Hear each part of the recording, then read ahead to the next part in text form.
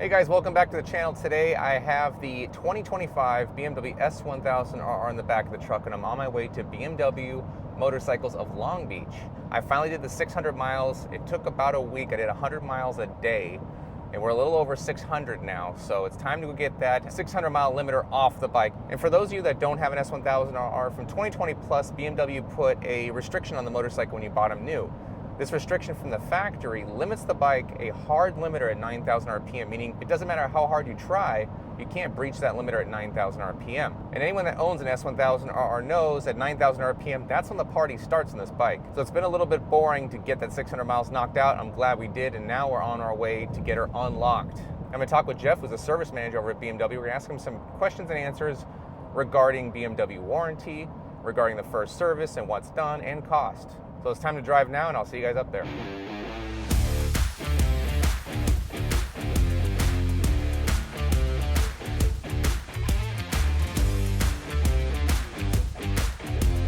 All right, guys, and we're unloaded here at Long Beach BMW. You see the S1000 right there, someone's checking it out. Now, on the way here, I had a little problem with the border check on the 5. Look at this. San Diego border check on the 5 here. We are live, guys. First time I've seen this thing live for, I don't even know how long at this point. I don't know last time I even got a stop by the border. This is crazy.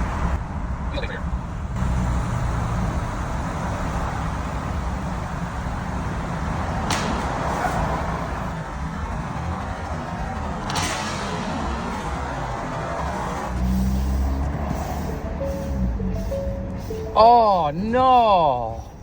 Apparently the guy said he dropped the stick, whatever the case may be. You can see holes are right here. Crazy work. So I gotta get this tire replaced. Luckily there's a full-size spare in this truck, a full 37. So that's my cool story of the day. Let's go ahead and get this bike taken care of. All right, I'm over here with Eric at Long Beach BMW Motorcycles. I know I said Jeff before when I was getting here, but Jeff's a little bit busy right now, and Eric is just as knowledgeable. He's gonna answer some of our questions for us. So first and foremost, what is the cost of this first service that BMW charges? Roughly around $420. That's what the cost for the first service is. And the first service includes what exactly? What am I paying? What am I getting for 420 What you're bucks? getting for that is retorquing the steering head bearings, oil and filter change, a safety check, a reset the service light, an oil and filter change, of course, as well. And we'll be going over the entire bike, anything that can be a wear and tear item, your tires, brake pads, rotors, your clutch lever. If anything needs to be adjusted, we'll make sure it's in spec. Now, the first service, you guys recommend the 600 miles, of course. Now, why is that so important to make sure I do the 600 miles before we get it serviced? BMW can see that and can have the ability to decline a warranty claim. If you do it too late, BMW will also decline a warranty claim. So you kind of want to just stick into that window.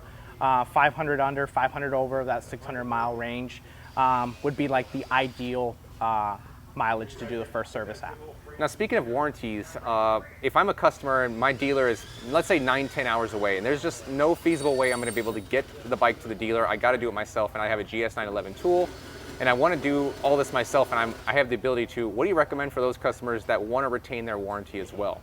What I recommend those customers is making sure that they get BMW product, oil and filters, the gasket, the seals, and just make sure it's all BMW product, and you time, date, stamp everything, your measurements, everything documented, just because the first thing that if you have a warranty claim, BMW is going to ask us, hey, we need that service record, and without those service records, BMW can definitely decline that warranty claim. So to protect you and to protect others, that's what we recommend, just making sure everything's documented. Receipts as well. Receipts, okay, so receipts, all that stuff, and make sure it's BMW original parts. Let's say I show up with a K&N oil filter that doesn't even pass tech at a track, basically, and you have a claim or something like that through BMW, they're probably going to sit there and deny it because it's due to that variable. So you want to reduce the variables with going with the original BMW oil, filter, crush washer, all that stuff, which makes sense to me. Even though, guys at home, there is a service bulletin for the oil filter at the moment. You want to make sure that the BMW oil filter is not made in Brazil. If it's made in Brazil, go ahead and go to your nearest dealer or get a change out immediately because those ones leak. Now, speaking of warranty that we're just talking about right there, if I bring my bike in for service here, and let's say I have a BT Moto 2, which I know you guys sell here. I can see even like the BT Moto on the box right there. You can see it. Huge fans. Right there. Yeah, so if I have a tune on it, a slip-on, a full exhaust system, is that something that BMW looks at and denies denies working on, or is that something the dealer looks at and denies working on? If a dealership declines, let's say you're checking in with a service writer or service manager and they say, sorry, your bike's tuned, we won't work on it, that's a preference on their behalf.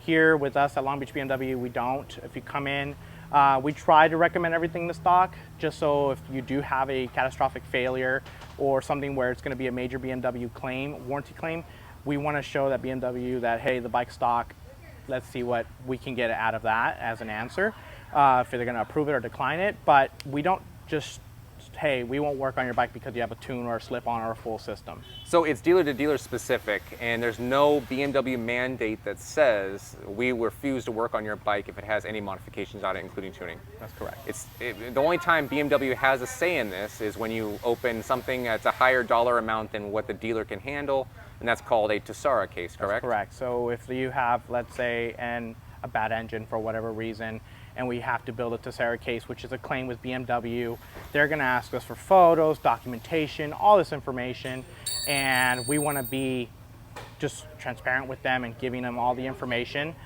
So you just want to have the bike as stock as possible. But if it's something that's just coming in for, as an example, an RDC sensor, which is your tire pressure monitor, that's failing, the bike doesn't have to be put back to stock. So another thing too, when people go to the dealer and they have a tune or something like that on their bike and they don't want the software updated, what do you recommend to those people? Because I know it's a knee-jerk reaction to plug the bike into power and plug the OBD, and that's the first thing BMW does, and usually it's just kind of button pressing and update it while you're working on the bike, correct? That's correct. So unfortunately, BMW sometimes will just do it automatically without us even not wanting to do it. The moment we plug it in, BMW has the ability to do a software update. What I would suggest is recommending or letting the service writer know that, hey, I don't want a software update. What we'll probably do is use a GS911, as long as you don't have anything where a software update is needed. But the GS911 will be used instead. That way BMW doesn't override us and do that software update. Or just, if they can't do that, put a note around the OBD plugin or something like that. Something where we just see that. You can see it. It's like, exactly. Hey, wrap a note around it with like rubber band or something like that. It would make more sense. That way we don't do it by mistake, or BMW does it and we could have avoided it.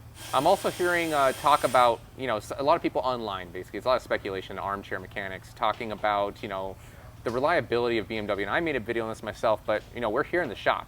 Yeah. What exactly are we seeing here for the new S1000RR, the 20 plus S1000RR, as far as issues go, like regular issues? Honestly, I haven't seen too many issues. I ride an S1000RR and 20 plus. I've had your BT Moto from brand new, and I've had almost 30,000 miles on that motorcycle. Wow. No issues. I didn't know you had 30,000 miles. That's crazy. Yeah, I ride it, man, and I have nothing but a blast and good things to say about you guys and the RR. So. Just well maintained and sticking to your BMW service intervals, I think you shouldn't have any reliability issues. Well, there you go. You heard it from Eric. He's the service guy here at BMW, one of the service guys here at BMW. And I'm just going to wait for our guy to show up again here with the bike, because he's taking it for a test ride right now to make sure it's 100%. That's right. And then we'll get out of here. Yeah. Thanks a lot, Eric. Anytime. All right, I'm on my way back from the dealer, and I actually picked up some goodies. You can see them there in the back seat. Got some carbon parts, some other parts we're going to put onto the 25. If you guys want a video for that, of me swapping parts over and just kind of the transformation of the bike from stock to what we're going to put onto it, let me know. I'll make a video out of that if you guys want to.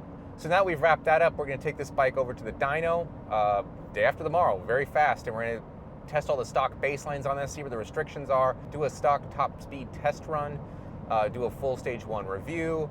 Then we're going to put exhaust on it, do the stage 2 stuff. We've got a lot of plans for the bike in the back of the truck right now. We're also going to be comparing it to the 25 Ducati V4 as well. I know some of you have been asking for that. So now I'm just going to drive this bike back home and get my truck to a tire shop, apparently, so I can put a tire on here, because I'm running on a spare right now, which is luckily a full-size spare on this truck. But what do you guys think about that? I mean, I was going to stop at the stop sign, which is normally how I stop.